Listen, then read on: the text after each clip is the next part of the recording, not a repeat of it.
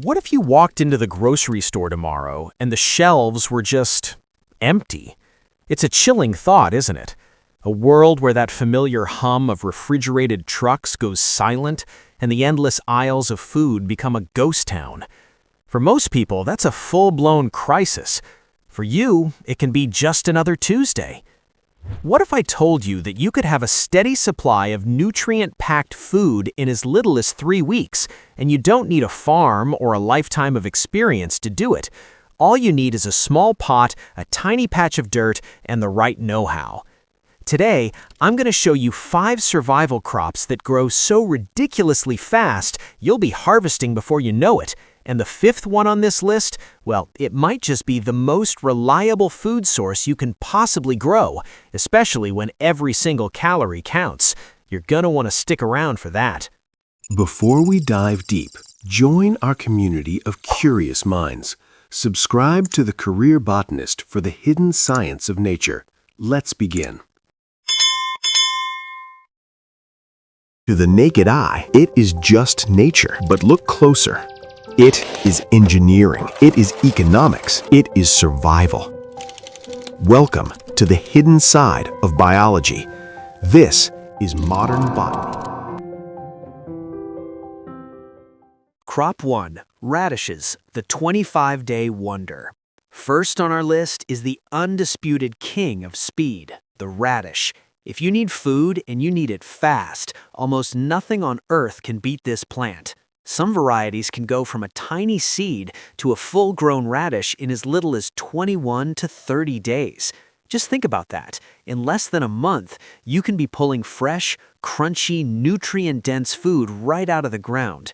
In a survival situation, that speed is a massive win, both for your stomach and for your morale. Radishes are also incredibly forgiving. They're a cool weather crop, which means they're happiest in the spring and fall, with temperatures between 50 and 70 degrees Fahrenheit, 10 to 21 degrees Celsius. You can plant them first thing in the spring and get one last harvest in the fall. And they don't need much space. You can grow a surprising amount in a single window box. So, how do you plant them?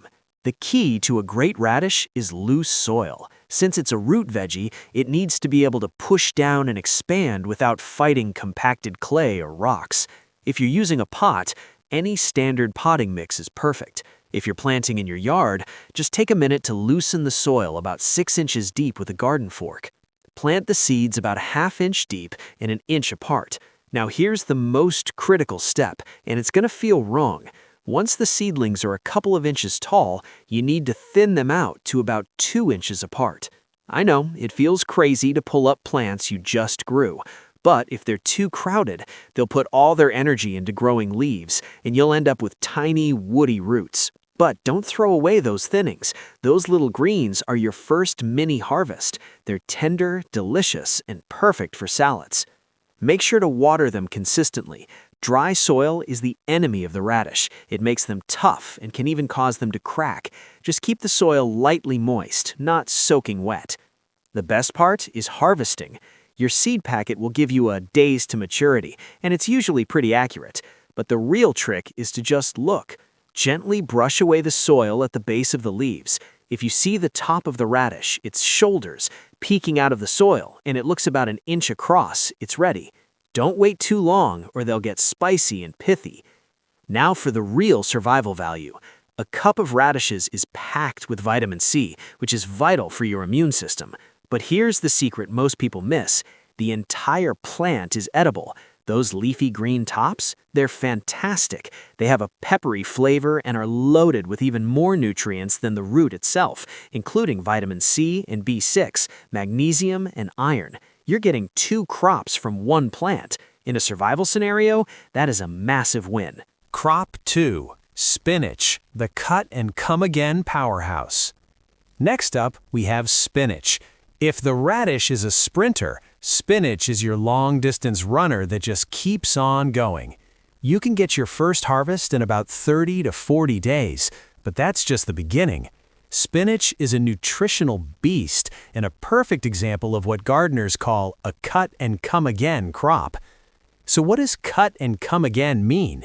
It's a brilliant harvesting method that turns one plant into a non-stop food source. Instead of pulling the whole plant up, you only harvest the larger outer leaves. You leave the smaller inner leaves and the center of the plant, the crown, untouched. If you do this right, the plant will just keep producing new leaves from the center, giving you harvest after harvest from the exact same plant, sometimes for months. Like radishes, spinach loves the cooler weather of spring and fall. Some varieties are so cold-hardy they can actually survive under a blanket of snow, giving you fresh greens when almost nothing else will grow. Planting is simple. You can grow it in pots or in the ground. Sow the seeds a half-inch deep in loose, fertile soil, spaced a few inches apart. The great thing about spinach is you can harvest it at any size. Pick the small, tender leaves for salads or let them grow to full size for cooking. When you harvest, your technique is everything. Use scissors or your fingers to snip the outer leaves near the base, leaving about an inch of stem. A good rule of thumb is to never take more than a third of the plant at a time. This leaves it with enough energy to regrow quickly. You can often get 3 or 4 big cuttings from one plant before it starts to slow down. From a survival standpoint, spinach is nearly perfect food. It's loaded with vitamins A, C, and K, plus minerals like iron and potassium. But what really makes it a survival all-star is its protein content. For a leafy green, spinach has a surprising amount of protein, giving you amino acids your body needs to maintain energy and muscle. When meat isn't an option, high-protein plants are worth their weight in gold. Here's a pro tip. Spinach will bolt when the days get long and hot. That means it sends up a flower stalk and the leaves turn bitter. To slow this down, plant your spinach where it gets some afternoon shade. It helps trick the plant into thinking the days are cooler and shorter than they are, extending your harvest. Also, when you buy seeds, look for slow bolt varieties. They're bred specifically for a longer harvest window. Crop number 3, green onions, the immortal crop. Our third survival crop is one of the most resilient and, honestly, miraculous plants you can have, the green onion, also known as a scallion. Why do I call it the immortal crop? Because you can literally buy one bunch from the grocery store and grow them for the rest of your life. It is the ultimate sustainable food. Growing from seed takes about 30 days, but that's not where the real magic is. The magic is in regrowing them from scraps. Next time you buy green onions, don't throw away the white bottoms with the little stringy roots.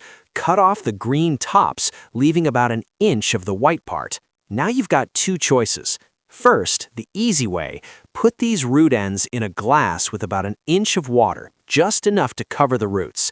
Stick it on a sunny windowsill. In a day or 2, seriously, you will see new green shoots growing right out of the center. It's amazing to watch. Just change the water every couple of days. You can do this 2 or 3 times before the plant runs out of steam. The second, more permanent method is to plant those scraps in soil. Take those same 1-inch root cuttings and plant them in a pot or in your garden, just deep enough to cover the white part. Keep the soil moist, and in a few weeks, you'll have a whole new clump of green onions. When you need some, don't pull the plant up. Just give the green tops a haircut with a pair of scissors. It will grow back again and again and again. This ability to regenerate is a survival game changer. You aren't dependent on seeds. One purchase can provide a perpetual harvest.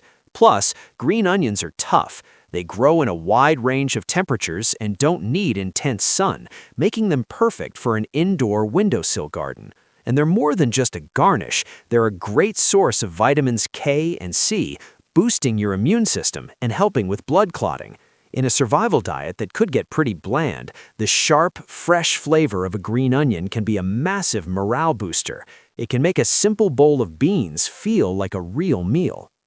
The secret to creating a whole farm of these is division. Once your clump gets thick, you can carefully dig it up, gently pull the individual bulbs apart, and replant them with more space. Each one will grow into a whole new clump. This way, you can multiply your supply from a single bunch. Before we get to our last two crops, including the one that can give you food in just 2 weeks, do me a quick favor. If you're finding this useful and if you believe in being prepared, hit that subscribe button. We put out new videos every single week with practical, no-nonsense advice to help you become more self-reliant. It really helps the channel grow and lets us make more content just like this. And ring that notification bell so you don't miss what's coming. Crop number 4, bush beans, the calorie and protein workhorse. Coming in at number 4 is a crop that trades a little bit of speed for something that is absolutely non-negotiable in a survival situation: calories and protein. I'm talking about bush beans. They take a little longer, around 45 to 60 days, but their contribution is so critical they demand a spot on this list. Let's be honest, in a crisis, greens will keep you healthy, but protein and calories will keep you alive. They're the fuel your body needs to do work, stay warm, and maintain muscle. Bush beans are one of the most efficient ways to grow that fuel. So why bush beans instead of pole beans? In a rapid setup situation, bush beans have a huge advantage. They're compact and self-contained. They grow into a little bush and don't need a trellis or any kind of support. You just plant them and let them do their thing. Pole beans might give you more over a whole season, but they take longer, and you have to build a structure for them. When you need food with minimal fuss, bush beans are the clear winner. Planting them is incredibly easy. They hate frost, so wait until the danger is past and the soil is warm. Plant the seeds an inch deep and a few inches apart. They love full sun. One of the coolest things about beans is that they're nitrogen fixers. They literally pull nitrogen from the air and add it to the soil, making their own fertilizer and enriching the ground for whatever you plant next. Now, you can harvest them young as fresh green beans, which is great for an immediate meal, but their true survival power is unlocked when you let the pods mature and dry right on the plant. When the pods are brittle and you can hear the seeds rattling inside, it's time. Shell the beans and let them air dry for another week. When stored in a cool, dark, dry place, these dried beans will last for years. You've just created a shelf-stable, high-protein food. Dried beans are around 20 to 25% protein, making them a plant-based powerhouse. Combine them with rice or corn, and you get a complete protein with all the essential amino acids your body needs, a crucial strategy when meat isn't on the menu. Here's the essential tip for bush beans: succession planting. Most varieties produce their main crop all at once, so plant a short row of beans every 2 weeks. That way, as your first batch is finishing up, your second batch will be ready to go, giving you a continuous harvest all season long. And that brings us to number 5. This one is without a doubt the fastest and most foolproof crop on our list. It's less of a single plant and more of a technique: growing pea shoots and other microgreens. If you need living, nutrient-dense food that you can harvest in as little as 7 to 14 days, this is your answer. This is your emergency food supply when you need vitamins and fresh flavor, and you need it yesterday. So what are microgreens? They're just the tiny seedlings of vegetables and herbs harvested right after their first set of true leaves appear. And pea shoots, the young, tender vines of a pea plant, are one of the absolute best. The game-changing advantage here is that you can grow them anywhere, anytime, with almost nothing. You don't need a garden, you don't need a patio. You can grow a tray of these on your kitchen counter under a basic light in the dead of winter. Here's how simple it is. Take a shallow tray, a plastic takeout container with a few holes poked in the bottom works perfectly. Fill it with an inch of potting soil, moisten the soil, then sprinkle your seeds very densely over the top. For pea shoots, soak the dried peas overnight first to give them a head start. Gently press the seeds into the soil, water them lightly, and put the tray in a sunny spot. Keep the soil moist, and in just a few days, you'll see a tiny forest of green. Once they're a few inches tall, you just harvest them with scissors. The nutrition packed into these tiny plants is incredible. Some scientific studies have found that microgreens can have nutrient concentrations many times higher than their fully grown counterparts. A small handful of broccoli microgreens can deliver a bigger nutritional punch than a whole head of mature broccoli. Pea shoots are packed with vitamins A, C, and K, and they're a fantastic source of folate. They taste sweet and fresh, like the very essence of a pea. This is the ultimate survival food hack. You can store a bag of dried peas or a packet of radish seeds for years. They are your dormant food supply. When you need fresh food, just add water and light, and in a matter of days, you have a harvest. You can start a new tray every week for a constant rotation of fresh, powerful greens. It's the perfect bridge to get you from day zero of a crisis to your first radish harvest a few weeks later. Bonus tip: the power of succession planting. We've touched on this already, but I want to make sure this idea really sinks in because it's the single most important strategy for a true survival garden: succession planting. Having one giant harvest all at once is great, but it can be overwhelming and lead to waste. A continuous, manageable supply is far more valuable. Succession planting is how you get there. It just means staggering your plantings to stagger your harvests. Instead of planting your whole 10-foot row of radishes at once, just plant 2 feet of it. A week or two later, plant the next 2 feet. Do this with your spinach, your beans, everything. By the time you finish harvesting your first batch, your second one is ready to go. This creates a steady, reliable stream of food. It also works like insurance. If a surprise pest or a sudden heat wave wipes out one of your plantings, you haven't lost everything. You have other crops at different stages that will likely be fine. It is the best technique to guarantee you always have something to harvest. So there you have it, 5 survival crops that grow insanely fast.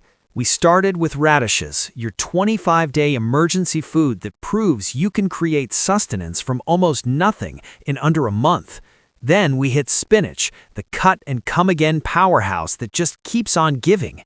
Next was the immoral green onion, a masterclass in regeneration that gives you perpetual flavor and nutrition. We covered the critical role of bush beans, the calorie and protein workhorse that provides the long-term fuel to keep you moving. And finally, we unlocked the secret of pea shoots and microgreens, your indoor 2-week food factory that works anywhere, anytime. Self-sufficiency isn't some far-off, complicated dream. It starts with a single seed. It starts with the knowledge you gained right here. The power to feed yourself and your family isn't at the grocery store. It's in your hands. Pick one of these crops, just one, and plant it this week. Put a few radish seeds in a pot. Start some green onions in a glass of water. Just take that first small, simple step. You will be amazed at how empowering it feels to watch your own food grow. Thanks for spending your time with me today. If this sparked something in you, subscribe and join the community. We're building a nation of prepared, resilient people, one garden at a time. Click the next video on your screen for a guide on the best high-calorie crops for long-term storage. Stay safe, stay prepared, and start growing.